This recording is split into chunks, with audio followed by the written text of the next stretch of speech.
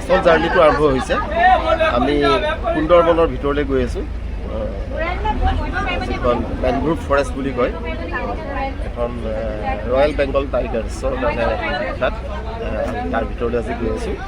আপোনালোকক গোটেই দিনটো পৰিৱেশখিনি দেখুৱাম। আমাৰ ভাগ্যৰ ওপৰত নিৰ্ভৰ কৰিব আমি ৰয়েল বেংগলৰ মুখামুখি হ'ব পাৰোঁ নে নোৱাৰোঁ নাজানো, তথাপিও আমি আশা কৰিছোঁ ৰয়েল বেংগল টাইগাৰ আমি দেখিবলৈ পাম নিশ্চয়, ভাগ্যত যদি আছে।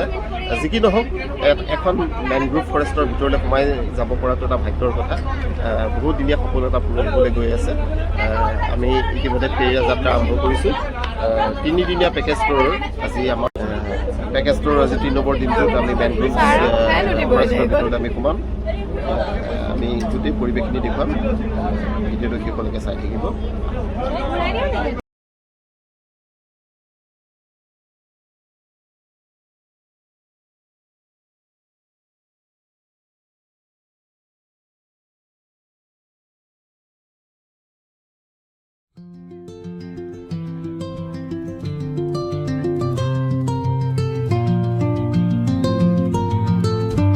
ইতিমধ্যে আমাক গাইডে কৈছে যে আমি ফৰেষ্টৰ ভিতৰলৈ যেতিয়া সোমাম আমি কোনেও প্লাষ্টিকৰ বটল নিব নোৱাৰোঁ, কাৰণ ইয়াত প্লাষ্টিক টোটেলি প্ৰহিবিটেড। প্লাষ্টিকৰ বটল যদি আমাৰ বেগৰ ভিতৰত পায় তেতিয়াহ'লে তেওঁলোকে ফাইন ভৰাব ফৰেষ্টৰ মানুহে। গতিকে এইটো এটা খুব সুন্দৰ পৰিৱেশ। এখন ফৰেষ্ট যদি আমি ভালে ৰাখিব বিচাৰোঁ, এতিয়া প্ৰথম কথা হ'ল আমি প্লাষ্টিক বৰ্জন কৰি ৰাখিব লাগিব তাত।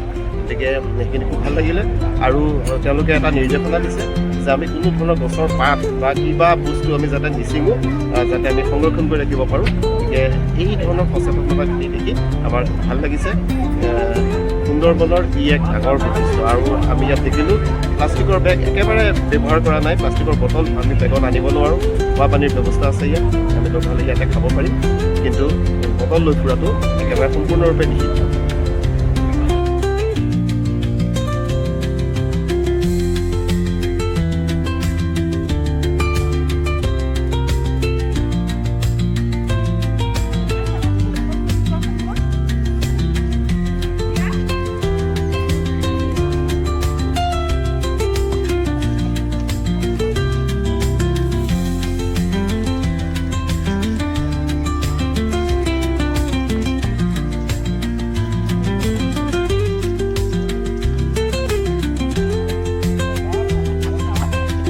পৃথিৱীৰ চবতকৈ ডাঙৰ লাৰ্জেষ্ট মেনগ্ৰোভ হয় সুন্দৰবন।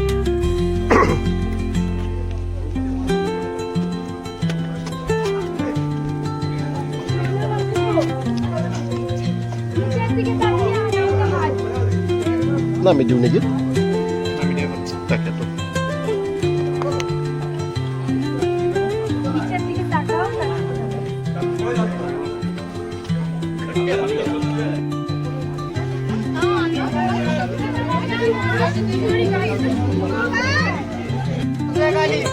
আমাদের সজনেখালি, তো আমরা 40 মিনিট পরে যাবো আমরা সুধান্যখালি, তো আর তারপরে যাবো আমরা দোবাকি। তো এই যে এরিয়াটা দেখছেন এইটা হচ্ছে আমরা সেঞ্চুরি এরিয়া। তো আজকে আমরা এই পয়েন্টটায় ঘুরবো। আর এইটা হচ্ছে আমাদের বাফার জোন। তো এটা হচ্ছে কোর জোন, সরি এটা হচ্ছে কোর জোন। এখানে যারা মাছ কাঁকড়া মুদু কাটতে হয় তারা হচ্ছে এই জোনটায় যায়। আর এটা হচ্ছে আপনার আপনার বাফার জোন। তো এখানে কোনো আপনার ফরেস্টের ডিপার্টমেন্ট ছাড়া অন্য কোনো জিনিস এলাও নেই। তো এখানে একটাই আছে নেতৃত্ববাণী, এখানে সবাই যেতে পারে, ঠিক আছে? হ্যাঁ, তো আর এটা হচ্ছে বাংলাদেশ, এটা হচ্ছে বাংলাদেশ সাইড, এটা হচ্ছে আমাদের ইন্ডিয়া সাইড। এই তো লালন না, এই যে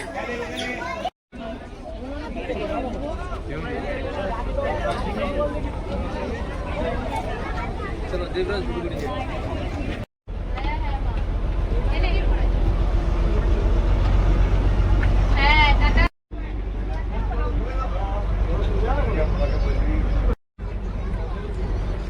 ব্ৰেকফাষ্ট খাইছোঁ বুটৰ ভিতৰতে।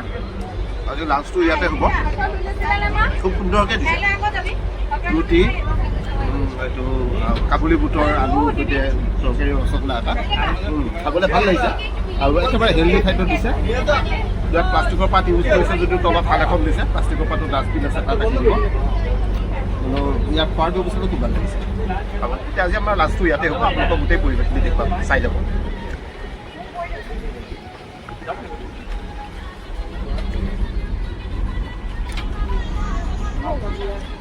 আহিছানে?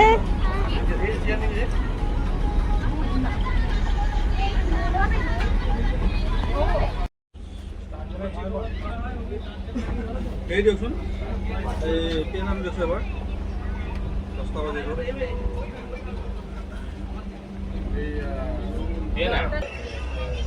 কোন মানস নেকি মানস অ মানস হাই হাই উঠাই দিছো এইটো মানসক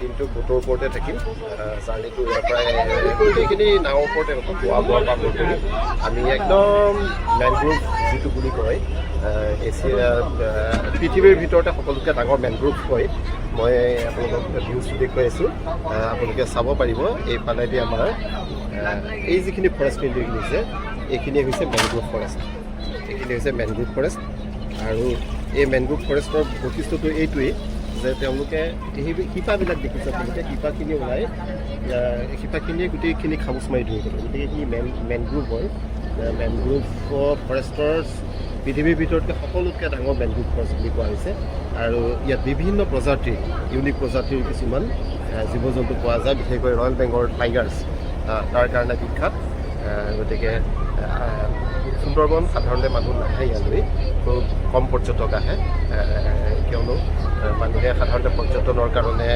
চহৰবিলাক বাছি লয় ধৰ্মীয় জেগাবিলাক বাছি লয় কিন্তু আমি যিহেতু সুন্দৰবন চোৱাৰ এটা ডাঙৰ পৰিকল্পনা আছিলে মই উদ্ভিদ বিজ্ঞানৰ ছাত্ৰ হিচাপেও আগতে ভাবিছিলোঁ যে সুন্দৰবনলৈ যাম কিন্তু হৈ উঠা নাছিলে আৰু এতিয়া সেই যিখিনি আশা আছে সেই আশাখিনি পূৰণ হৈছে ইয়াত অন্য একো নাই আমি জাহাজৰ মাজে মাজে ফেৰীখনত উঠি ঘূৰি ফুৰাটোৱে আমাৰ কাৰণে বেছি ভাল লাগিছে আৰু যিখিনি আতিথ্য পাইছোঁ আমি ডেল্টা ট্ৰেভেল এজেঞ্চিৰ যিখিনি আতিথ্য পাইছোঁ সেই একেবাৰে বেয়া নহয় ভালেই খুব কম পইচাৰ এটা পেকেজ এজন মানুহৰ 3,500 টকাকৈ লৈছে পেকেজটোত আমি 2 ৰাতি আৰু 3 দিনৰ কাৰণে সিহঁতে থকা মেলা খোৱা বোৱা ফুৰোৱা গোটেইখিনি কাম তেওঁলোকে কৰিছে আমাক সম্পূৰ্ণ AC ৰুম প্ৰভাইড কৰিছে আৰু সম্পূৰ্ণ সুন্দৰ এক পৰিৱেশ দিয়াৰ কাৰণে আমি ভাল লাগিছে আপোনালোকে আহিব পাৰিব কম খৰচতে আমাৰ অসমৰ পৰা একেবাৰে ওচৰতে থকা এখন মেনগ্ৰোভ ফৰেষ্ট আমি চোৱাৰ পৰা ইমান দিন বঞ্চিত হৈ আছোঁ গতিকে আপোনালোকে সময় সুবিধা পালে আহিব পাৰিব আচলতে ইয়ালৈ অহাৰ ভাল সময়টো হৈছে ঠাণ্ডা দিন শীতকাল কিন্তু শীতকালত যিহেতু আমি আহিব নোৱাৰোঁ আমাৰ কাৰণে গৰম বন্ধৰ সময়ছোৱাই আমাৰ কাৰণে বেষ্ট হয় আহিবৰ কাৰণে গতিকে গৰমৰ বন্ধৰ সময়ছোৱাতে আমি আহিবলৈ ল'লোঁ ভাগ্য হ'ল আমাৰ এই গৰম যদিও গৰমৰ বন্ধ বৰষুণ কিন্তু ইয়াত একেবাৰে নাই আমি 3টা দিন আমি খুব সুন্দৰ পৰিৱেশত গৰমো নাই বৰষুণো নাই খুব সুন্দৰ পৰিৱেশত থাকিলোঁ ভাল লাগিছে এতিয়া আমাৰ কাৰণে চাহ আহিছে আমি চাহ খাইলোঁ চাহ খোৱাৰ পিছত আপোনালোকৰ ইয়াৰ পিছত প্ৰায় আমি 2 ঘণ্টামান আমি নদীৰ ওপৰতে ইয়াত আমাৰ 3খন নদী ভাৰতৰ ডাঙৰ যি 3খন নদী ব্ৰহ্মপুত্ৰ গংগা আৰু মেঘনা যিখন বাংলাদেশৰ পৰা পদ্মা হৈ পেলাই ওলাই আহিছে এই 3খন নদী আহি পেলাই ইয়াত একলগ হৈছে সেই মোহনা এটা আছে আৰু সৰু বৰ বহুবোৰ দ্বীপৰ সমষ্টি যেনি তেনি দ্বীপ তাৰ মাজে মাজে নদীবিলাক আছে গতিকে ইয়াত জাহাজত ফেৰীত ঘূৰি ফুৰাৰ দিন ভাল চাহ দিয়ে এতিয়া চাহ আহিছে আমি চাহখন খাই লওঁ তাৰপিছত আপোনালোকক পুনৰ পৰিৱেশখিনি দেখুৱাবলৈ লৈ যাম চাহ দিছে নাই হ'ব মই খাই দিম দোকান চাহ আহি গ'ল চাহখন খাই লোৱাৰ পিছতে ব্ৰিটিছৰ পৰিৱেশখিনি আপোনালোকক ভিডিঅ'টো চাই থাকিব ক্ষেত্ৰলৈকে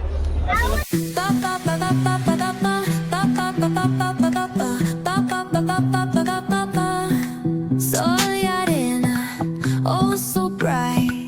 Baila conmigo toda la night. El ritmo suena, can you feel? Move your body, it's so real. Vuélvete loco, don't stop now. Sigue el ritmo, I'll show you how. Fuego en el aire, burning high.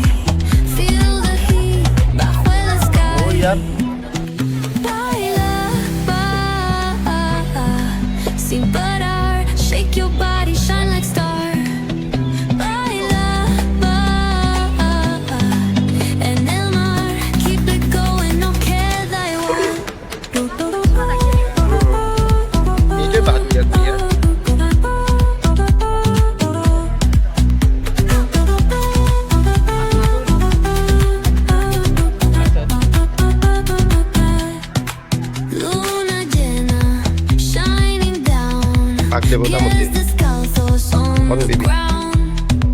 Latido fuerte, boom, boom, boom. Take me higher, feel the zoom. Ooh, yeah. Break it down, feel the sway. Cerca de mí, don't run away. Tempo beats, let's ignite. Dance with me through the night. Baila, sin parar. Shake your body, shine like star. Mot Coral. En el mar, keep it going, no queda igual.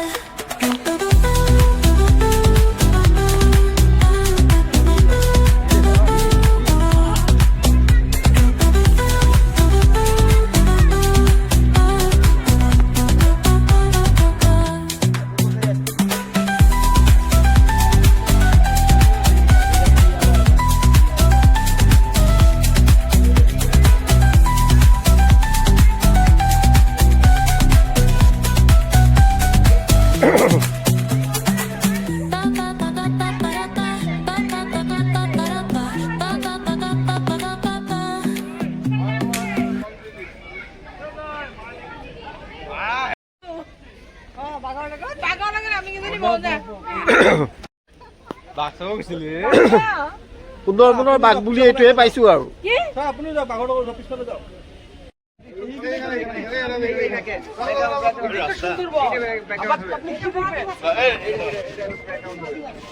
ৰাস্তা নহয় এইবিলাক মানে হেৰিয়াৰ সময়ত পানীৰে ভৰ্তি হৈ যায় টাইডৰ সময়ত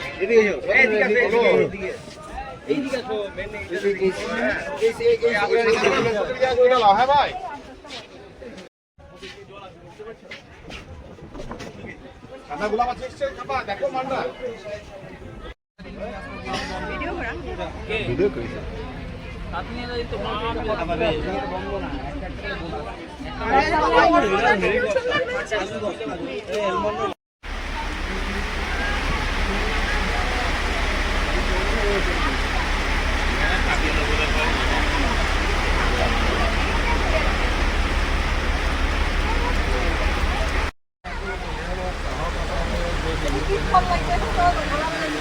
এইটোৱেই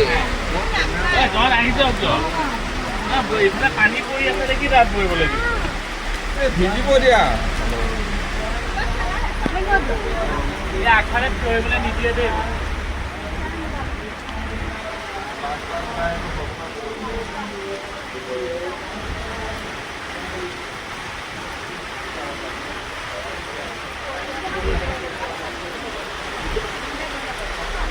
চব একেই লাগিব চাউণ্ডে কি চব একেই লাগিব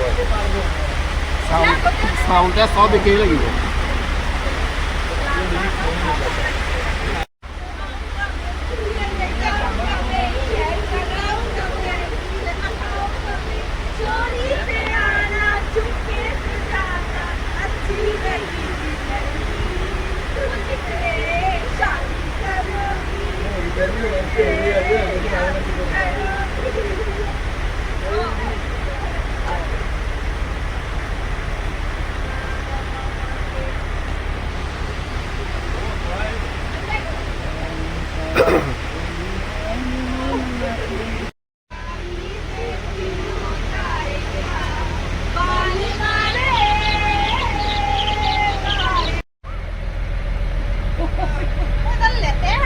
লেতেৰা উপায় নাই আৰু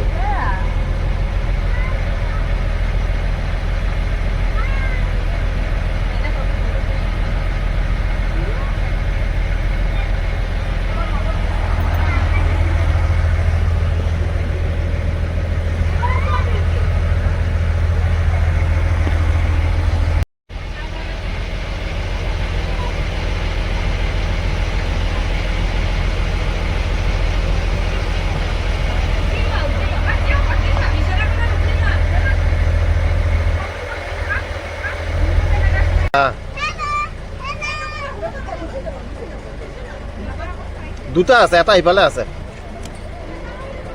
গছৰ তলত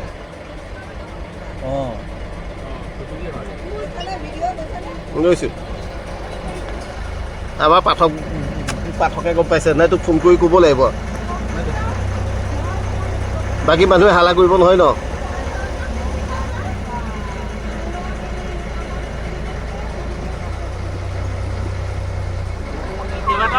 কেইবাটাও আছে কিন্তু অলপ বেলেগ এইকণৰ জংঘলটো বেলেগ ইয়াতহে মানে হেৰি চেৰি বাঘ চাক ওলাব ঐ মস্ত মস্ত তিনিটা আছে তিনিটা আছে পলাল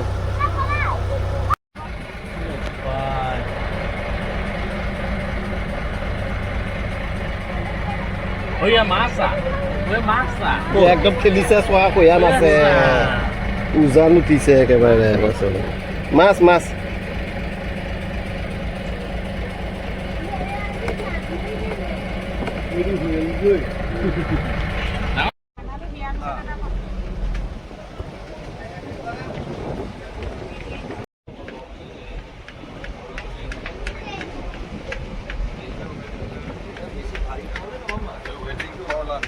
Waiting for lunch. Hashtag waiting for lunch.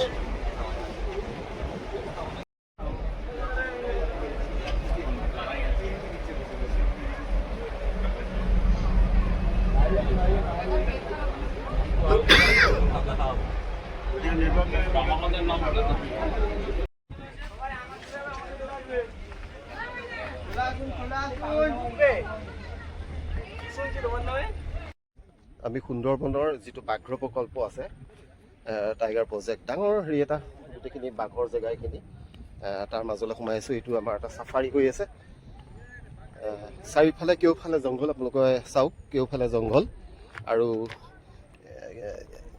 বাঘে যাতে আক্ৰমণ কৰিব নোৱাৰে তাৰ কাৰণে দুইফালে ফেঞ্চিং দি থোৱা আছে কিবা কাৰণত যদি বাঘ এইফালে আহেও এইফালেদি যোৱা মানুহক কোনো কাৰণতে আক্ৰমণ কৰিব নোৱাৰে কাৰণ দুইফালে ফেঞ্চিং দি থোৱা আছে খুব ভাল লাগিছে আমিও আহি পেলাই সোমাইছোঁহি কিজানি বাঘ দেখাৰ সৌভাগ্য হৈ আপোনালোকে এটা পৰিৱেশ দেখিবলৈ পাব যে এই তলৰ যিখিনি অংশ এইখিনি মেংগ্ৰোভৰ এটা ডাঙৰ বৈশিষ্ট্য যে যেতিয়া সাগৰত জোৱাৰ হয় হাই টাইড হয় তেতিয়া নদীয়েদি পানী সোমাই আহি পেলাই ইয়াত গোটেইখন পানীৰে ভৰ্তি হৈ যায় আকৌ ল' টাইডৰ সময়ত ইয়াৰ পৰা পানীখিনি ওলাই গুচি যায় গতিকে দিনটোৰ 6 ঘণ্টা সময় হাই টাইডত থাকে তাৰপিছতে আকৌ 6 ঘণ্টা সময় ল' টাইডত থাকে গতিকে 6 ঘণ্টা সময় তাৰমানে পানীৰ তলত থাকে আৰু আনাদাৰ 6 ঘণ্টা সময় 6 আৱাৰ্ছ ই পানীৰ পৰা মুকলি হৈ পেলাই থাকে গতিকে ইয়াত জীৱ জন্তুবিলাকৰ লাইফষ্টাইলটো অকণমান বেলেগ ধৰণৰ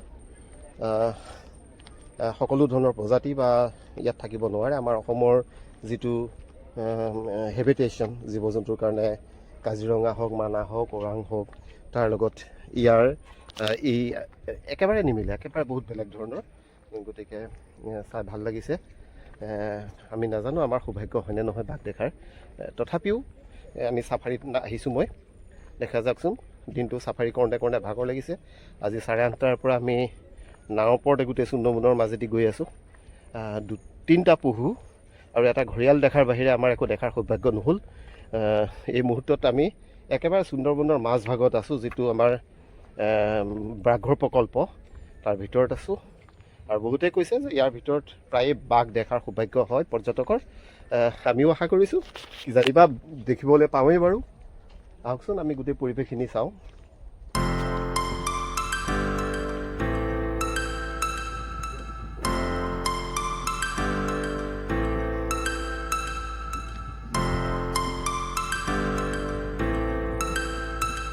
এইবিলাক ফেঞ্চিং দিয়া আছে তলতো ফেঞ্চিং আছে ওপৰতো ফেঞ্চিং আছে সম্পূৰ্ণ প্ৰটেকশ্যনৰ কথা হৈছে আমি জানো সুন্দৰবনৰ যি ৰয়েল বেংগল টাইগাৰ সেই টাইগাৰ বাঘ ভয় লগা কাৰণ প্ৰায়ে শুনা যায় ৰয়েল বেংগল টাইগাৰ আছে মানুহক আক্ৰমণ কৰে আৰু ইয়াত যিহেতু বাঘৰ জীৱন যাত্ৰাটো অকণমান কঠিন গতিকে তাৰমানে সহজলভ্য হিচাপে মানুহক স্বীকাৰ কৰে আৰু সেইকাৰণে সম্পূৰ্ণ প্ৰটেকশ্যনৰ কথা হৈছে তাতে ফেঞ্চিং দিয়া আছে এইফালে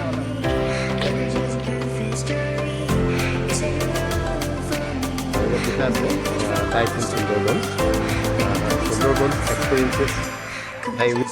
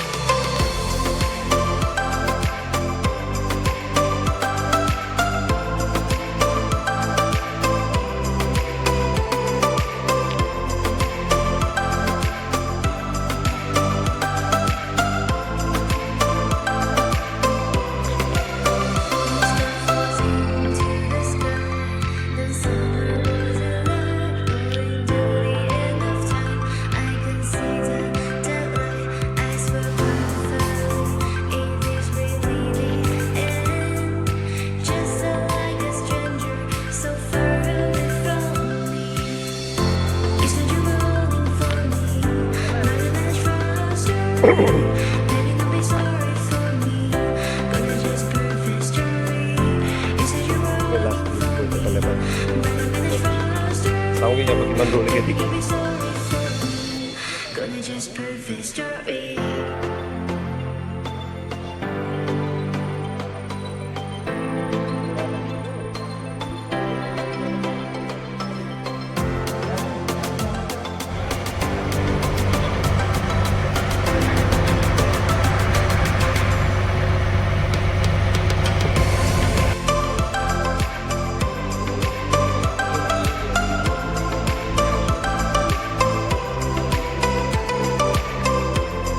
আমি শেষৰটো ঘাট পাইছোঁহি এটা ঘাট পাৰ হ'লোঁ চোৱা এই মেজিকত আহিলোঁ আকৌ এটা ঘাট পাৰ হ'ম এই 2 নম্বৰ ঘাটটো পাৰ হোৱাৰ পিছতহে আমি সিটো পাৰ পামগৈ তাৰ পৰা আকৌ গৈ পেলাই আচাৰে গৈ পেলাই আমি কেনিং পামগৈ গতিকে কেইবাটাও ঘাট পাৰ হৈ যাবলগীয়া হয় আমি এতিয়া এখন সৰু নাৱত যাম